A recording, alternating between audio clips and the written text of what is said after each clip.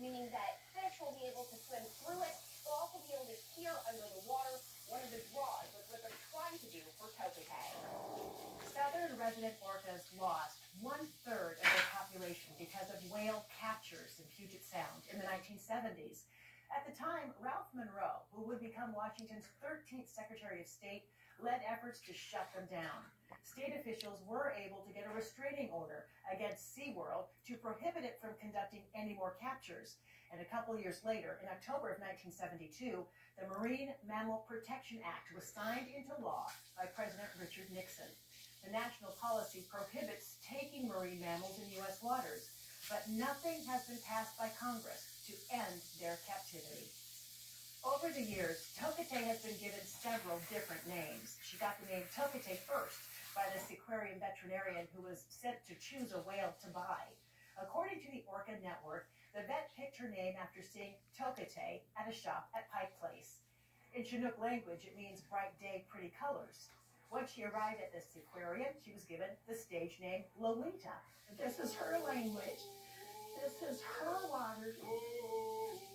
Then in 2018, Lummi Nation wanted to give her a name that came from her home waters, so they gave her the name Sk'aliCh'elh.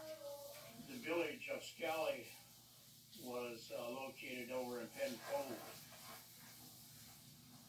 and so he took the name of that village and commemorated the area where she was taken from. The tribe says the last two syllables roughly mean female from, making it female from Penn Cove. Tokate is believed to be from the Elpod. That is because the Elpod was there the day she was taken from Whidbey Island. And, according to the Whale Museum, she still uses Elpod calls in captivity. The Elpod, along with the J-pod and K-pod, make up the southern resident orcas. The Elpod is the largest with 32 orcas. The group often breaks up into smaller groups or subpods. At birth, they are assigned a number by the Center for Whale Research and then later given a name through an Adopt an Orca program. So, for example, L55 is also known as Nugget. The orca census started in 1976 after Tokate was captured, so she never got a number. Researchers have talked about symbolically assigning her as L0. J-pod comprises 25 orcas. This pod is on the move. It's known to travel from lower Puget Sound all the way up to British Columbia. And then there's K-pod, which is the smallest with just 16 orcas. All three pods are known to hang around the western side of San Juan Island because it's a good place to hunt for salmon. Tokate has not lived with another orca since 1980. When she arrived at the Miami Aquarium in September of 1970, she was put into a tank with Hugo, another orca captured near Puget Sound. This is video of the two of them performing together in the 70s. They lived in what was called the Whale Bowl, an 80 by 35-foot tank. And this is where her remarkable character begins to show, that she accepted her circumstances. That's the way it is. Okay, I've got to live my best life in this circumstance, in this tank.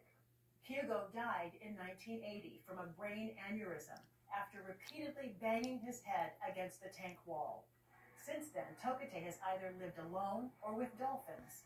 The Miami Aquarium says right now she's in a tank with a Pacific white-sided dolphin named Lee.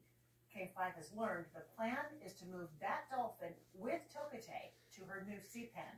Charles Vinnick with Friends of Toki says orcas are social animals and keeping them together will be beneficial for her health.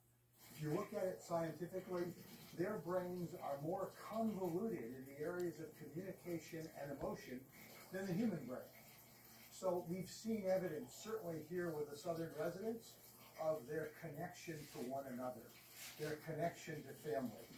So having her with a companion, even if it's a dolphin companion she knows well, is certainly something that is ideal.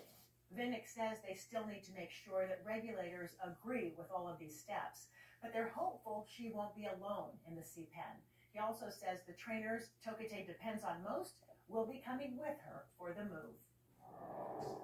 Making Tokate feel at home before she even begins her journey. Sirens and all kinds of stuff that she's hearing in the air, in the waters, and she can't get away from any of that. The plan to play sounds from Puget Sound to help her adjust. Plus, it's been a long time coming for those who consider Sk'aliCh'elh family. It's the healing of a family.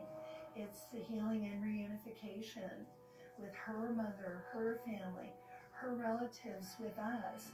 The worldwide support she's getting from the Lummi Nation, and its hopes for her when she returns to the waters where she was born free.